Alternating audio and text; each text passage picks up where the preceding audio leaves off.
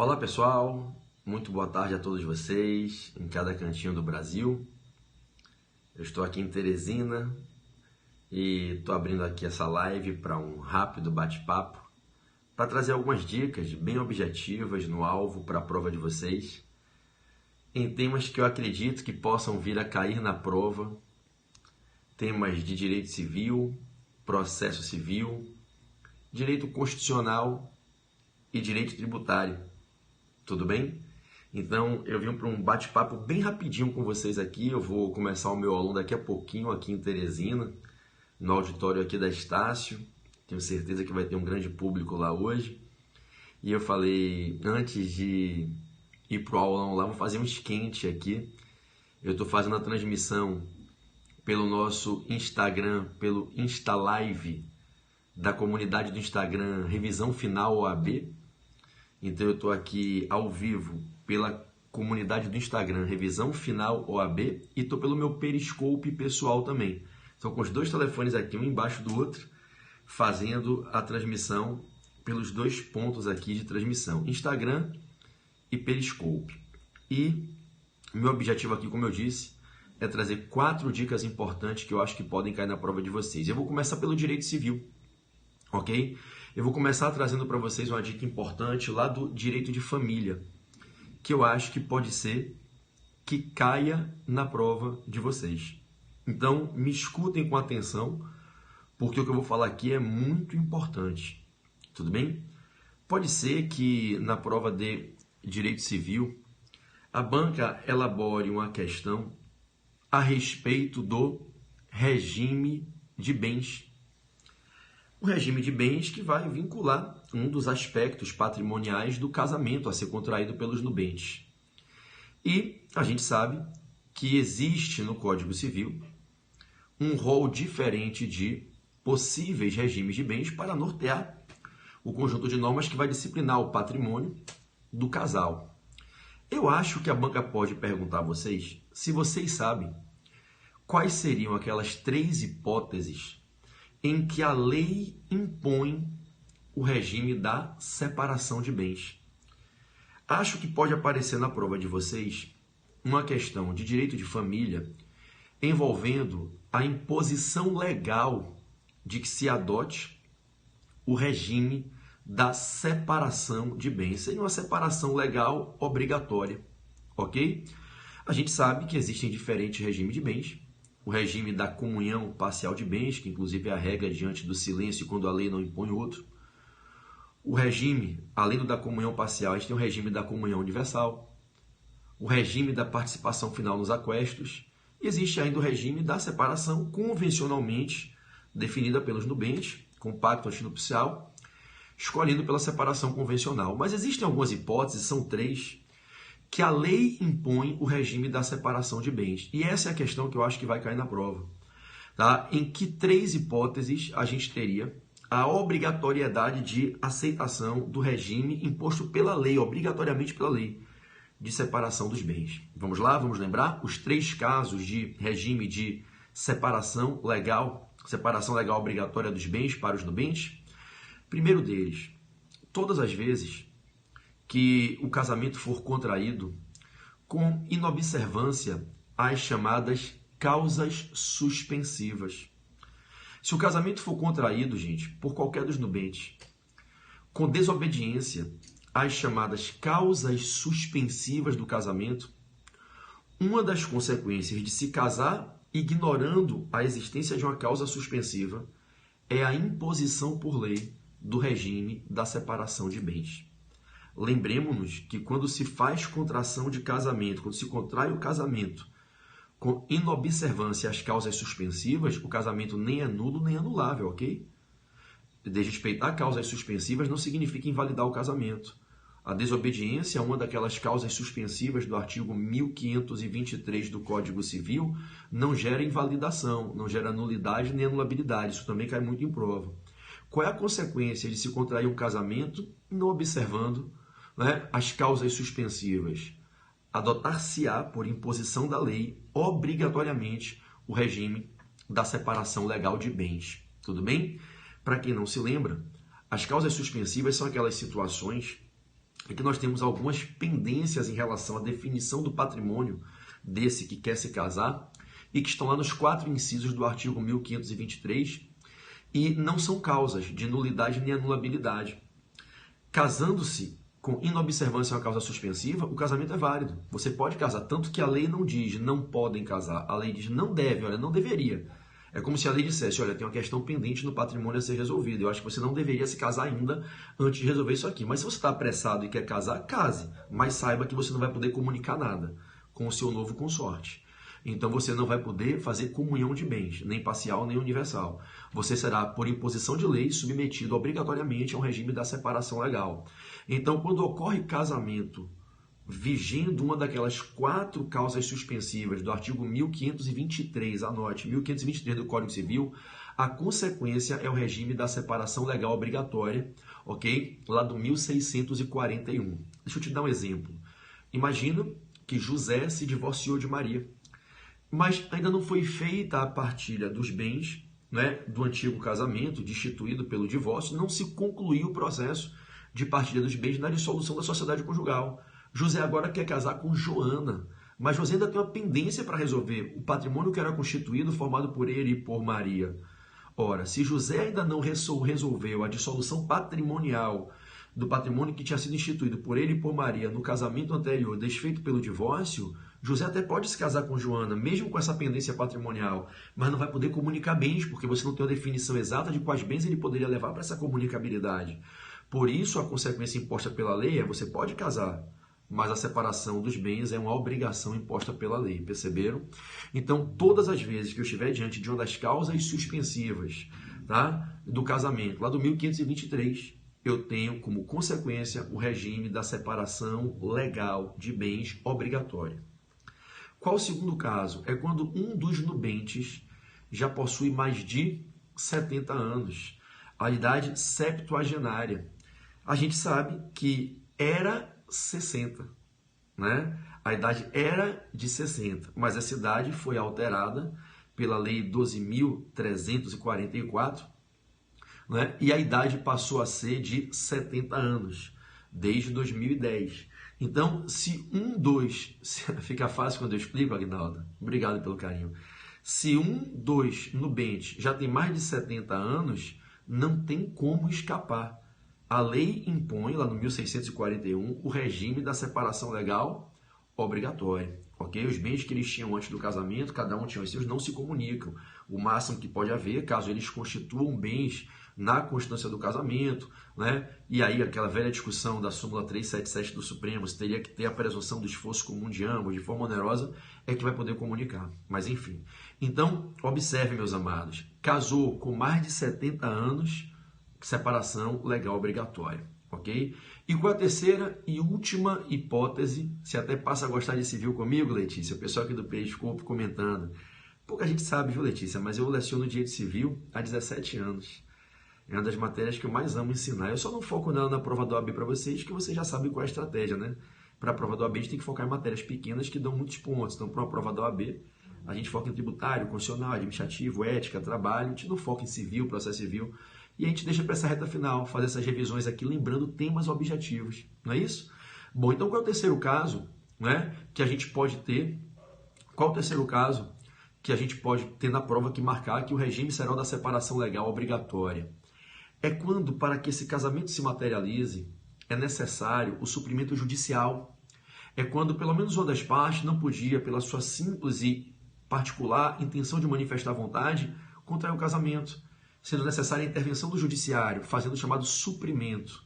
Então, todas as vezes que o casamento depende de suprimento judicial, de autorização judicial para se celebrar, o regime é o da separação legal obrigatória. O exemplo que sempre cai nas provas é o mesmo. É o daquele menor de idade, não emancipado, que quer casar, mas os pais não autorizam. Não obstante ele já tem a idade núbia, imagina um menor com 17 anos. Não emancipado, então não teve nenhuma hipótese de emancipação voluntária ou legal para ele ter a capacidade civil plena. Então ele é um menor com 17 anos, ele é um menor relativamente incapaz e ele resolve se casar. Ele já tem a idade núbia dos 16 anos mínimos, mas ele depende da autorização dos pais. Eis então que os pais resolvem não dar... deixa eu só bloquear isso aqui, que Comentário de política não dá, né? No meio da aula de direito não dá. Então, eis que os pais recusam. O filho virou para os pais e disse: pai, eu quero casar com minha namorada, eu tô apaixonado, eu tô consciente do que eu tô fazendo, eu quero casar. Cara, imagina minha filha chegar para mim com 17 anos, uma porra dessa, acho que eu tenho um troço, meu irmão, Deus me livre, né? E aí, resultado, pode ser que essa recusa seja muito bem fundamentada, mas pode ser que essa recusa seja injusta. E aí o legislador, lá no Código Civil, ele cria a possibilidade de que, havendo recusa injusta dos pais, recusando de maneira injusta o pedido do filho de ganhar uma autorização para poder se casar, esse menor pode pedir no judiciário o suprimento. E o juiz poderá avaliar esse teor, se foi justa ou injusta a recusa dos pais, e o juiz poderá fazer o suprimento judicial, legitimando o casamento desse menor, que já tem ali a idade número de pelo menos 16, e aí pode-se autorizar o casamento com a supressão dada pelo juiz, com suprimento judicial, entenderam? Nesse caso, o regime será o da separação legal obrigatória. É evidente que, conforme melhor entendimento na doutrina, de diversos escólicos doutrinadores do mais alto escalão do direito civil brasileiro, se fala que nesse caso peculiar do menor que casou com suprimento judicial por não ter tido autorização dos pais, esse menor que vai casar obrigatoriamente no regime da separação legal, a melhor doutrina entende que ele poderia, após completar 18 anos, alterar o regime. Né? Mas enfim, para a prova, que é o que interessa aqui, de modo objetivo, eu acho que a dica está completa. As 3 hipóteses que você vai marcar a letrinha que vai dizer, nesse caso, o regime é o regime da separação legal obrigatória. Se ele se casar, ele se emancipa. Mas ele não estava emancipado, até porque se ele já tivesse emancipado por outra razão, ele poderia casar sem nenhuma necessidade de manifestação da vontade dos pais, porque ele seria plenamente capaz. O casamento emancipa, só que ele não está emancipado, no meu exemplo, antes de casar. Se ele já tivesse emancipado, ele não precisaria de suprimento judicial para casar. Mas ele pode ser emancipado por outras razões. Emancipação voluntária dos pais, emancipação por conclusão de curso superior, emprego público efetivo, etc. Enfim, economia própria a partir de 16 anos em razão do estabelecimento ou do emprego, ele já poderia estar emancipado. Mas não estando emancipado, ele continua um menor incapaz. E se ele quiser casar a partir de 16 anos, ele depende da autorização dos pais. E se os pais não quiserem autorizar e essa autorização for considerada injusta, pode haver suprimento judicial. Havendo suprimento judicial, o regime da separação legal obrigatória não tem para onde correr. Tamo juntos, moçada? Direito civil, molinho, tranquilão? Vamos para o processo civil? Acho que todo mundo pegou aí as 3 hipóteses de separação legal obrigatória do artigo 1641 do Código Civil. Vamos para o processo civil? Eu quero trazer uma questão que pode muito cair na prova de vocês. Né? A prova de processo civil vai ter 6 questões, provavelmente, né? Vai ter 6 questões. Se a banca não mudar o perfil, ela vem com 6 questões, né? 7 em civil, 6 em processo. Dessas 6 questões de processo, pelo menos uma, às vezes 2, vem nos recursos. Né? Então, às vezes a prova vem com a questão de normas processuais, às vezes vem uma ali com competência, intervenção de terceiros, litisconsórcios, sujeitos, atos processuais, né? Às vezes vem uma com procedimento, regras do procedimento comum, atos de comunicação do juízo, citação, intimação. Às vezes vem uma de tutelas provisórias, sempre vem uma de execução. E sempre vem uma ou às vezes 2 de recursos. Então eu vou tentar dar algumas dicas para vocês nessa reta final.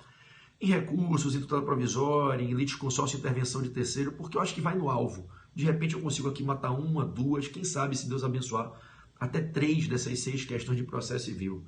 Né? Pô, na revisão passada do Portal F3 na véspera, eu matei 2 questões de processo civil em 45 minutos.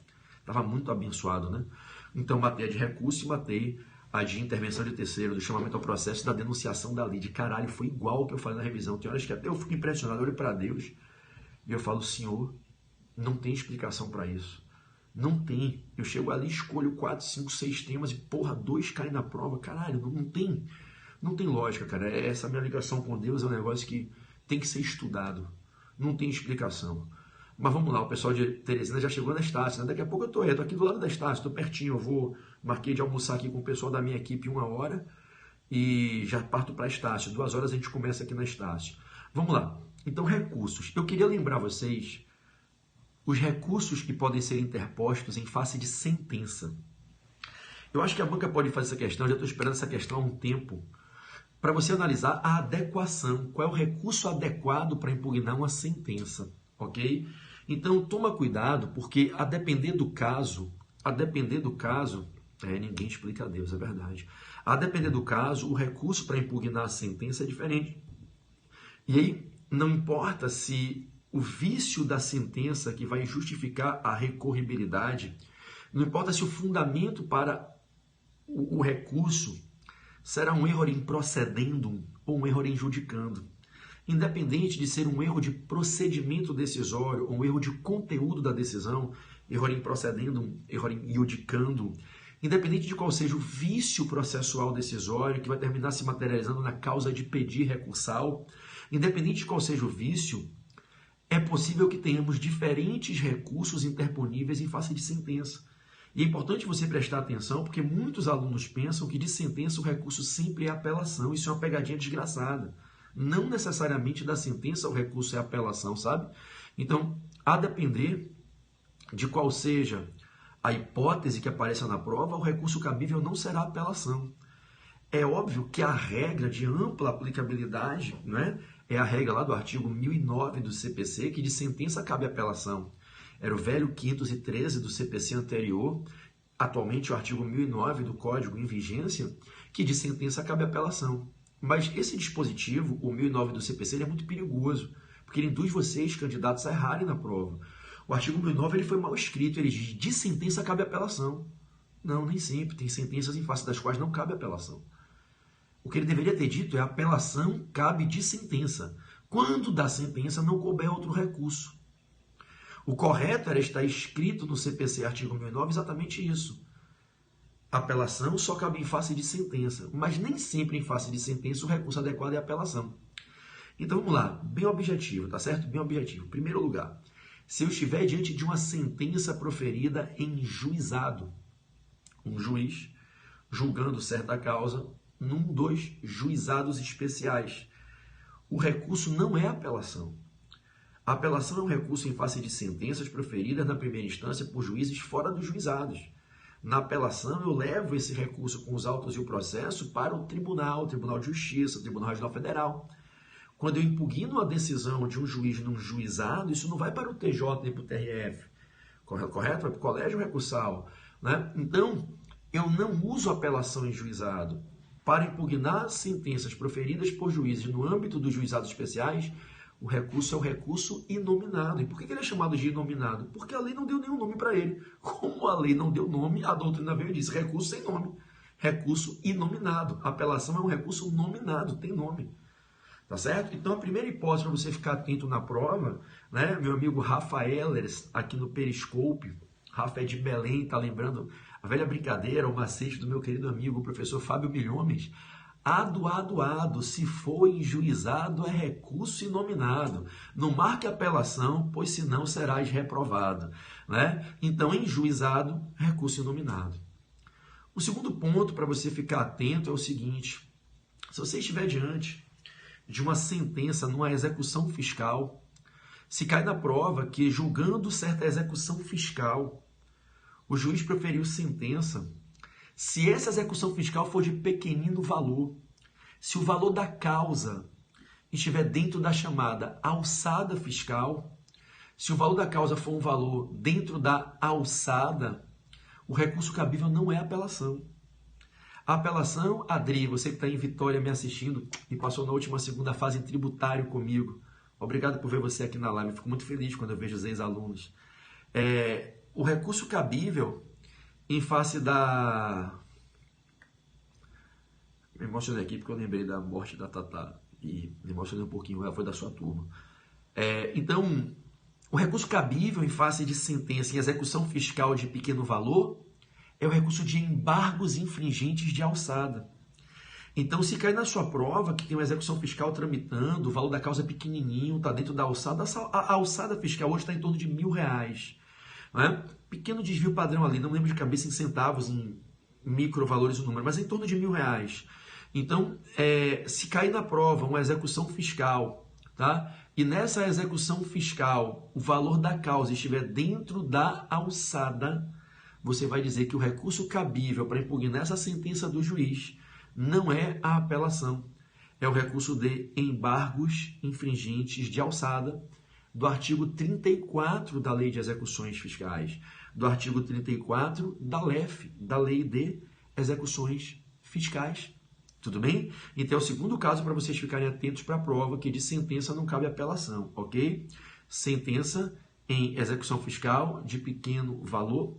Nessa execução fiscal de pequeno valor, em que o valor está dentro da alçada, a gente tem como recurso típico e unicamente cabível o recurso de embargos de infringentes de alçada. O terceiro caso, para vocês ficarem atentos, é quando a gente tem uma ação penal em que o acusado, o réu, está sendo acusado por uma suposta prática de crime político. Numa ação penal em que se está acusando o demandado de suposta prática de crime político, primeiro, que para vocês lembrarem, essa ação tem que correr na Justiça Federal, ok? É competência de juiz federal processar e julgar originariamente o crime político. Os crimes políticos são crimes apreciáveis no âmbito da jurisdição federal, ok? Artigo 109 da Constituição, inciso 4. 109, inciso 4, jurisdição federal. Então, se a gente tiver numa determinada vara federal criminal uma ação penal ajuizada, o processo penal instaurado, tramitando, e o juiz criminal ali na vara federal profere a sentença ou condenando ou absolvendo o acusado dessa sentença proferida no âmbito da jurisdição processual penal, julgando-se o crime político, não cabe apelação criminal para o TRF. Pelo amor de Deus, ninguém vai falar aqui de reze, de apelação criminal, de porra nenhuma. O recurso cabível é o recurso ordinário constitucional para o STF. O recurso cabível é o recurso ordinário constitucional para o STF. Então, da sentença do juiz federal em vara criminal, julgando a ação penal em que se processa o acusado por suposta prática de crime político, das sentenças que julgam o crime político, o que cai, o recurso cabível é recurso ordinário constitucional para o Supremo Tribunal Federal. Estrutura o ROC, primeira petição, folha de rosto para o próprio juiz da vara, segunda petição, folha das razões recursais dirigidas para o STF, que é quem vai ter a competência para exercer o juízo de admissibilidade e o juízo de mérito recursal, ok? Bingo. Qual é o quarto caso? O quarto caso de sentença em face da qual não cabe apelação. Bom, nesse quarto caso, o recurso cabível também é um ROC, recurso ordinário constitucional, só que agora para o STJ e não para o STF, ok? Então vamos lá. Quando a gente tiver um juiz federal julgando um conflito internacional em que as partes sejam essas que eu vou falar litigando entre si, da sentença desse juiz federal julgando esse conflito internacional entre essas partes que eu vou falar aqui, a competência em razão das partes, é ratio personae. O recurso cabível em face dessa sentença não é apelação para o TRF. É recurso ordinário constitucional para o STJ. Então, preste atenção, se cai na tua prova uma narrativa de uma lide, um conflito internacional, o processo está tramitando, a competência é de juiz federal, vou dar o artigo da Constituição, e as partes envolvidas são as que eu vou dizer aqui, não cabe apelação da sentença. Se você marcar que o recurso cabível é apelação, você vai errar. É recurso ordinário constitucional para o STJ. Quem são essas partes litigantes? Se de um lado, em um dos polos subjetivos do processo, se de um lado do processo estiver um Estado estrangeiro ou um organismo internacional, um Estado estrangeiro ou um organismo internacional, e do outro lado estiver um município brasileiro, ou uma pessoa, qualquer que seja ela, física ou jurídica, domiciliada ou residente no Brasil, se o litígio for entre os gringos, Estado estrangeiro ou organismo internacional, litigando contra município brasileiro ou contra uma pessoa domiciliada ou residente no Brasil, eu, Pedro Barreto, sou domiciliado no Brasil. Eu posso ter uma pessoa estrangeira que é residente no Brasil. A pessoa jurídica Portal F3 tem domicílio no Brasil. Então, se eu tiver uma pessoa domiciliada ou residente no Brasil, ou então um município brasileiro, litigando com um Estado estrangeiro, outro país, ou um organismo internacional, essa ação, independente de quem propõe em face de quem, deve ser proposta na Justiça Federal, na primeira instância, e da sentença do juiz federal não cabe apelação. O que vai caber é recurso ordinário constitucional para o STJ, ok? Bom, o quinto caso. Se você estiver diante de uma questão na prova em que o enunciado narra que o juiz proferiu a sentença E essa sentença tem um dos 4 vícios que eu vou falar agora. O recurso cabível para atacar esses 4 vícios que eu vou dizer agora é o recurso de embargos de declaração, que precede o uso da apelação. Então, se a sentença for obscura e a parte interessada em entender aquela obscuridade quiser impugnar esse vício decisório, o vício da obscuridade, não se está entendendo o que está escrito em embargo de declaração. Se a sentença não for obscura, mas for contraditória, ela é plenamente clara, mas está contraditória. Na primeira parte do dispositivo diz que teve prescrição e na segunda diz que não teve prescrição. Na primeira parte diz que o prazo era de 2 anos, depois diz que o prazo era de 4 anos. Está em contradição. Eu posso usar o recurso de embargos de declaração para impugnar esse vício de contraditoriedade. No mesmo linear, galera que está aqui no Instagram, na Insta Live comigo aqui, o pessoal de Roraima, do Espírito Santo, Pastor Freitas, uma galera muito querida, pessoal que está em São Luís, Ari. Então, no mesmo caso, né, eu vou dizer assim, se a sentença for obscura, contraditória, se a sentença for omissa, eu arguí alguns fundamentos para justificar o provimento do meu pedido, e o meu pedido foi negado o provimento e não se apreciou dos fundamentos que eu trouxe. Embargo de declaração em face da omissão. E por fim, se houver algum erro material na construção do texto, embargo de declaração para corrigir o erro. Então, se você tiver uma sentença com vícios de obscuridade e contraditoriedade, omissão ou erro material, o recurso cabível é o recurso de embargos de declaração. Então, não é que você não possa fazer apelação, você pode, mas se você quiser apenas impugnar esse vício, porque às vezes você entende o que estava contraditório e você não apela, você se conforma com a sentença. Ou você percebe que a sentença é favorável a você, então você não apela. Então, se a banca disser que o recurso em face da sentença é para impugnar esses vícios, amigo, prazo de 5 dias, recurso embargo de declaração, independentemente de preparo, que não precisa recolher preparo para embargos declaratórios. Tudo bem? Então, essa era a dica, ou essas foram as dicas de processo civil. Deixa eu trazer vocês agora comigo para o direito constitucional, ok? Direito constitucional. Gente, eu queria trazer uma dica para vocês em controle de constitucionalidade no direito constitucional. Controle de constitucionalidade no direito constitucional. Bom, eu queria falar para vocês sobre o objeto da ADC. Então, eu queria falar para vocês sobre o objeto da ADC, que é a ação declaratória de constitucionalidade, ok? Objeto da ADC, ação declaratória de constitucionalidade, ok? Bom, só um segundo para eu começar a falar da ADC. Mandar um abraço para o Brunão, lá de Manaus, querido irmãozinho, passou comigo na segunda fase em tributário também, está aqui no Periscope. E aqui no Instagram, o Lore falou assim, repete embargos infringentes. Os embargos infringentes de alçada, esquece embargos infringentes tradicionais que não existem mais no processo civil. Embargos infringentes de alçada é o nome do recurso que impugna sentenças em ações de execução fiscal de pequeno valor, ok? Então, se você tiver uma ação de execução fiscal de pequeno valor dentro da alçada, a alçada hoje está em torno de R$1.000. Você analisa o valor da causa na CDA, na certidão de dívida ativa, no dia do ajuizamento. O recurso para impugnar a sentença na execução fiscal dentro da alçada não é apelação, é embargos infringentes de alçada, que é o recurso do artigo 34 da Lei de Execuções Fiscais, que é a Lei 6.830 de 80, ok?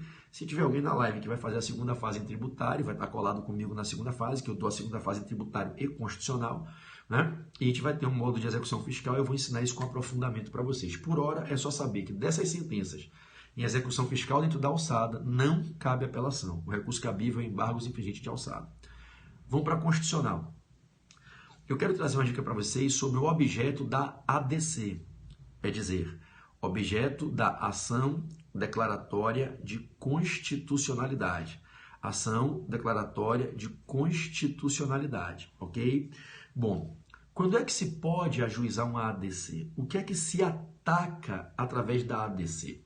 Quando um dos legitimados ao manejo das ações de controle abstrato de constitucionalidade resolve ajuizar uma ADC, ele ajuiza a ADC em face de quê? Minha amiga Karine, PB, em nome de Jesus, estarei colada com você na segunda fase constitucional. Eu vou lhe dar um 10. Minha turma de constitucional está batendo 100% de aprovação a vários exames. Tá? Então, às vezes tem 5, 10, 20 alunos no universo de 1.000, de 800 que ficam na repescagem, mas passam e mantêm o 100% da turma, né? Então, pode vir sem medo. Tributário e constitucional, treino vocês desse jeitinho que eu estou aqui, ó. Dou o edital todo, todos os pontos do edital, tudo que pode cair na prova. E eu posso dar minha palavra para vocês. Pode olhar aqui, ó, nos meus olhos. Olhando nos meus olhos. Eu dou a prova toda no caderno de vocês. Tudo que vai cair vai estar no caderno. Prometo isso a vocês. Galera de tributário e de constitucional, que é quem eu treino na segunda fase, pode vir sem medo. Eu dou todo o edital, todas as peças, nesse ritmo aqui, pacientemente, didático. Quando você olhar para a prova, você vai dizer, caralho, filha da puta, tá tudo no caderno dele. Desgraçado, ele prometeu e cumpriu. Tudo no caderno. Tudo. Tudo que a banca lhe perguntar, eu vou ter lhe falado antes. Lhe prometo isso. Pode salvar, filmar o que eu estou dizendo. Lhe dou minha palavra. Tudo bem? Vamos lá, tá aqui a galera que é testemunha aqui, ó. Uma galera que sou testemunha, passei no 19º, tá aqui. Uma galera aqui, tanto no Periscope como no Instagram, que passaram comigo na segunda fase, estão aqui assistindo a live, certamente para matar a saudade ou estudando para concurso, né? Pô, são 27 mil pessoas que já passaram na segunda fase comigo, né? Não é brincadeira não, é muita coisa, né? Vamos lá. Então, o que é que se ataca numa ADC? A ADC se ajuiza em face de quê? Cabe ação declaratória de constitucionalidade em face de quê? Preste atenção. Para você entender qual é o caso que tem que estar acontecendo para caber a ADC. A ADC é uma ação que foi idealizada para as situações em que nós tivermos uma lei federal ou um ato normativo com força de lei federal, e tem que ser federal, somente federal, sendo objeto de uma controvérsia no judiciário, em que, ora, alguns órgãos do judiciário estão afastando a aplicação dessa lei em certos casos concretos, declarando a lei inconstitucional, mas outros órgãos do judiciário estão assegurando a aplicação dessa lei em casos concretos idênticos, dizendo que ela é constitucional. É essa controvérsia judicial relevante, tem o meu Vadimeco, está esgotado inclusive, né? Tá vindo novo já, tem o meu Vadimeco da segunda fase, que faz a prova para você, meu VAD faz a prova para você. Tá? Vá com o meu VAD que ele faz a prova para você, pode confiar. Então, essa controvérsia judicial, essa controvérsia judicial relevante que gera insegurança no país, em que, ora, alguns tribunais estão dizendo que essa lei federal é constitucional e determinando a aplicação dela. Ora, outros tribunais estão dizendo que essa mesma lei é inconstitucional e estão negando a aplicação dela. Outros estão dizendo que ela é constitucional e estão determinando a aplicação dela. Essa controvérsia judicial a respeito da constitucionalidade, a respeito da validade da lei federal, que permite que os legitimados ao ajuizamento das ações de controle possam ajuizar uma ADC, pedindo ao STF na ADC que reconheça que a lei é constitucional, elimine a controvérsia judicial, profira uma decisão com efeitos vinculantes e erga omnes, impondo a todos os órgãos jurisdicionais que estão ali no campo daquelas controvérsias que passem a decidir que a lei é constitucional e passem a aplicá-la. Ok? Então, quando é que cabe uma ADC? Quando nós temos uma lei federal, ou não necessariamente uma lei, um ato normativo com força de lei federal, sendo alvo de controvérsia, de discussões conflitantes, posições diferentes no judiciário. O judiciário, julgando vários casos concretos, está entrando em divergência. E aí vamos dar um exemplo, tá? Vamos dar um exemplo para vocês entenderem essa controvérsia judicial a respeito da constitucionalidade de uma lei federal. Preste atenção. Imagine que hoje seja aprovada uma lei federal estabelecendo certas garantias para determinados servidores públicos da administração direta da União. Imagine você que determinada lei federal foi aprovada hoje, e essa lei federal aprovada hoje veio estabelecer garantias para certos servidores públicos da União que atuam na administração direta, quando esses servidores estão ocupando certos cargos ou exercendo certas funções. Para servidores dos cargos A, B e C, que exercem as funções X, Y, Z, está sendo estabelecida por essa lei uma nova garantia, um aumento de subsídio, etc. Ok. Um aumento no prazo das férias, condições privilegiadas para aposentadoria, qualquer garantia para os servidores. Eis que quando a lei é publicada e entra em vigência, muita gente na doutrina começa a dizer assim, essa lei é inconstitucional, fere a isonomia, fere a reserva do possível, fere a moralidade administrativa, essa lei é inconstitucional. Opa, parte da doutrina passa a dizer que a lei é inconstitucional e parte da doutrina passa a dizer que é constitucional.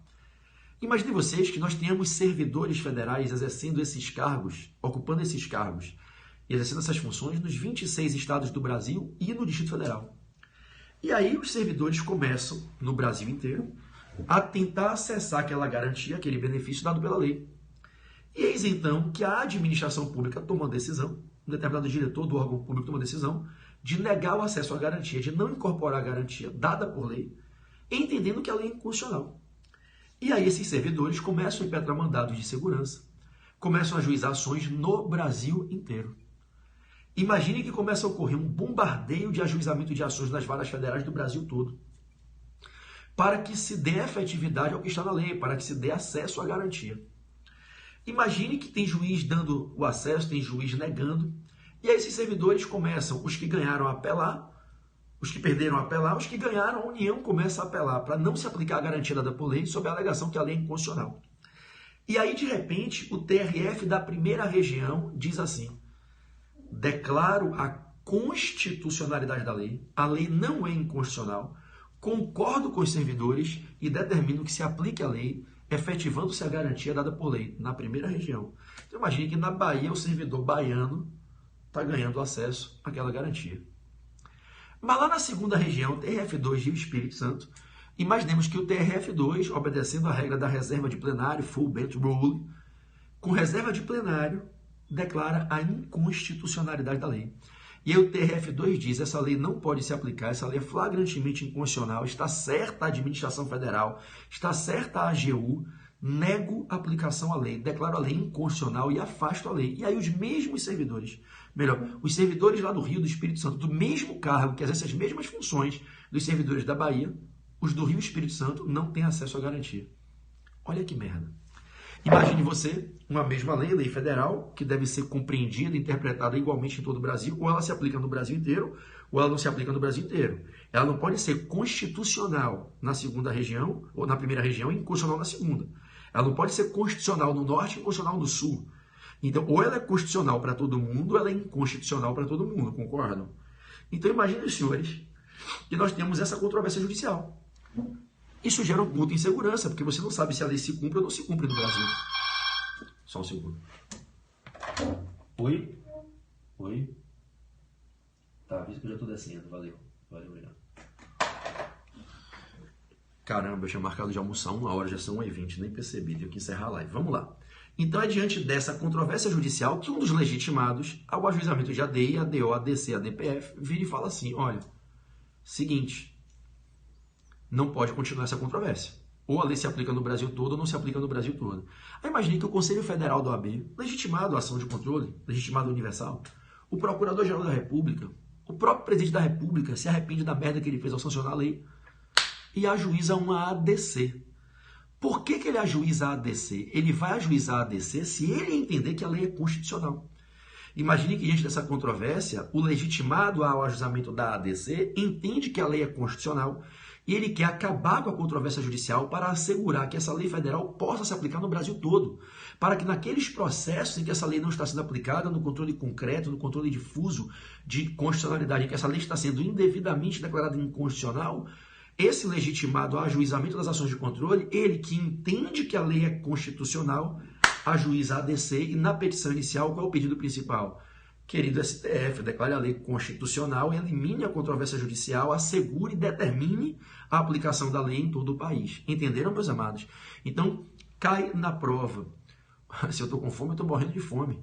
Em face de que cabe a ADC? A ADC cabe em face de situações em que nós temos controvérsias judiciais a respeito da validade de lei federal. Não basta controvérsia doutrinária, ok? Que doutrinador, cada um pode ter sua opinião. Eu tenho que estar diante de controvérsia no judiciário, ok? Bingo. Para a gente encerrar, tributário. Tributário para a gente encerrar. A pergunta que eu vou trazer para vocês, a questão que seria uma possível pergunta para a prova é isenções. Isenções fiscais são revogáveis ou irrevogáveis? A banca pode trazer uma questão sobre as isenções. Lembremos-nos, e a banca pode perguntar se isenção é revogável ou irrevogável. Lembremos-nos que isenção é um benefício fiscal, que o fisco pode conceder dispensando o contribuinte do dever de pagarem um tributo que ainda vai incidir no momento futuro. Isenção é o ato por via do qual o fisco se antecipa a um fato gerador que ainda vai acontecer e, por antecipação, ele concede uma dispensa antecipada do dever que existiria de pagar aquele tributo que já existe, mas ainda não incidiu e vai incidir. Exemplo, eu chego agora em 2018 e aprovo uma lei na Câmara de Vereadores dispensando o pagamento do IPTU em 2019 para pessoas moradoras de certas ruas em certos bairros que imóveis tenham até X valor. Isenção é o nome que eu dou a esse benefício fiscal por via do qual o fisco se antecipa e, se antecipando, ele dispensa por antecipação um dever de pagamento de uma dívida tributária que ainda não nasceu. A isenção é sempre futurista. Bom, isenção a gente sabe não é uma causa de extinção do crédito, porque eu não posso extinguir um crédito que eu ainda não tenho. Isenção é causa de exclusão do crédito. Então a isenção, seja ela total ou parcial, tanto faz, posso dar isenção de 50%, posso dar isenção de 100%. A isenção total ou parcial é uma dispensa antecipada daquilo que seria e não será mais, porque está sendo fazendo a dispensa, um dever de pagar um tributo que vai incidir sobre um fato gerador que ainda vai acontecer. A título de exemplo, imagine que hoje o Congresso Nacional aprove uma lei, agora em março de 2018, dizendo que a partir de setembro as indústrias estão isentas do recolhimento do IPI quando praticarem um fato gerador, comercializarem produtos que industrializaram em certos segmentos do mercado. Quando chegar a partir de setembro, o fato gerador vai acontecer, o tributo vai incidir, a relação tributária vai nascer, as obrigações acessórias devem ser cumpridas, mas o pagamento do tributo não terá que ser feito, posto já terá ocorrido a dispensa através da preventiva isenção que veio, né, ali no começo do ano, meu exemplo aqui em março de 2018, beleza? Então, se eu tenho uma isenção dada em março de 2018, exemplo, dispensando o IPI a partir de setembro em diante de 2018, pode ser uma dispensa de 100%, uma dispensa de 30%, de 50%, tanto faz, ok? Se eu tenho essa isenção concedida por antecipação, eu posso revogar? Isenções, que são causas de exclusão do crédito tributário, né? Artigo 175 do CTN. Isenções, quando concedidas, podem ser revogadas? Depende. Como regra, sim. O município, o estado, a União, o ente federativo, quando concede uma isenção, ele não fica vinculado a nunca mais poder retirar. Não é para sempre. Isenção não gera direito adquirido. Se você ganhar uma isenção para a partir do mês que vem, não acho que você está por resto de sua vida isento. O mesmo poder público que pode te isentar, pode revogar a isenção. A regra, que tem exceção, a regra é que isenções são revogáveis. Revogáveis. A exceção, todavia, é que cai na prova. É quando a isenção se torna irrevogável. Quando é que a isenção se torna irrevogável? Cara, você perguntou 4 vezes, você não viu que eu não respondi? Eu não vou parar a aula aqui para falar de averbação pré-executória agora. Tem diversos fundamentos para dizer que é constitucional, para dizer que é inconstitucional. Eu, inclusive, abordei isso na aula da pós-graduação, há 3 semanas atrás. Dei uma aula de 2 horas sobre isso. Não é aqui, você me desculpa. Tá? Não vou aqui parar para explicar a averbação pré-executória. Um tema altamente polêmico, com vários fundamentos para dizer que é constitucional e outros tantos para dizer que é inconstitucional. A depender do caso concreto, eu lhe diria, nessas circunstâncias ficaria incompatível com a Constituição. Nessas ficaria compatível. O fato é, está autorizada por lei. Ok? Beleza. Está prevista na lei. Se for fazer prova, ela é cabível, tá certo? Vamos lá. Bom, agora fica uma dica, tá? Quando eu estiver dando aula falando de um assunto, eu estou falando aqui, porra, de 4 temas. Eu abri a live para dar 4 dicas. Porra, velho, parar um professor para fazer uma pergunta pessoal, para tirar uma dúvida de caráter pessoal no meio de uma live, por favor, né? Faz mais isso não. Tá? Conseguiu me interromper no meio da transmissão, me interromper a conclusão para a plateia inteira para tirar uma dúvida pessoal. Ou manda isso no privado, ou pesquisa, ou abre a internet, ou espera, pô, mas não fica parando toda hora, igual aquela criança que o pai está dizendo, calma, minha criança está assim, pai, porra, bicho, pelo amor de Deus. Tá? Então, vamos lá. Quando é que a isenção fica irrevogável? Quando ela é concedida a prazo certo e sob condição. Se a isenção for concedida a prazo certo e sob condição, aí ela se torna irrevogável. É a regrinha, na verdade isso é uma exceção, é a norma-regra de caráter excepcional do artigo 178 do CTN. Então fiquem espertos, fiquem atentos, porque se cair na prova que foi concedida uma isenção a prazo certo, por 6 meses, por 2 anos, e sob condição, o contribuinte, para gozar da isenção, tem que cumprir uma condição, cumprir um requisito, essa isenção condicionada e a prazo fica irrevogável. Afora isso, regra geral, isenções são revogáveis, ok? Bom, eu abri a live para falar de 4 dicas: civil, processo civil, constitucional e tributário. Pegamos 4 temas fantásticos aqui, que era a pauta para hoje. Se de noite eu chegar aqui do meu aulão aqui em Teresina e não estiver tão exausto, eu puxo outra live, artigo 178 do CTN, sim. Eu puxo outra live com vocês. Não dando, eu vou tentar descansar um pouquinho, porque eu estou muito cansado. Eu vou dar agora 8 horas de aula seguidas em pé.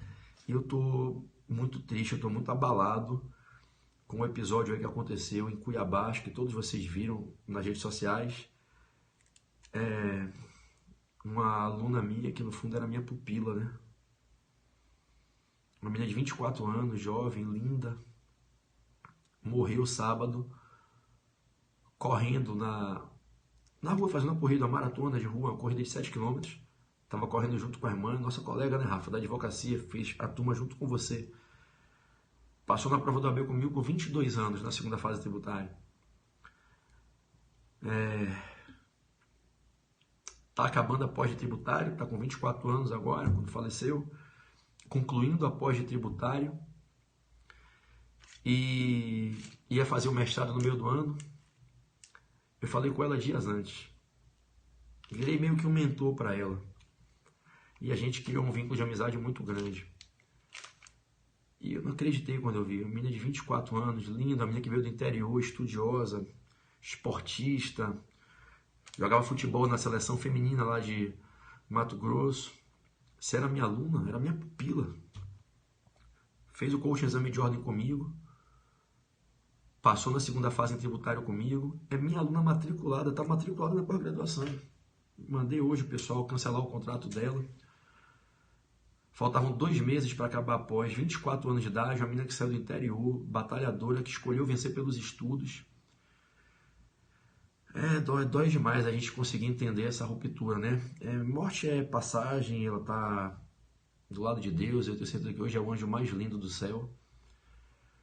Mas dói muito, né? Dói muito. A pessoa que terminou virando uma amiga, e o meu carinho por ela era de pai para filho, né? Ela mesma dizia que às vezes eu fazia o papel de irmão mais velho, com o professor, com o pai, que ela às vezes sentia tanta saudade, né, dos pais dela, que ela saiu do interior muito nova. E Deus levou esse anjo, né? Levou essa alma de luz para perto dele, para cumprir uma missão em outro plano espiritual. Eu confesso a vocês que hoje vai ser uma das aulas mais difíceis da minha vida de eu fazer. E eu confesso a vocês que um dos motivos de eu abrir essa live aqui agora mais cedo foi para tentar ensaiar, para não engasgar, entendeu? Porque é muito difícil, né? Você ver um aluno seu que você cria carinho, que você cria vínculo, porque Tatá foi a Cuiabá 5 vezes.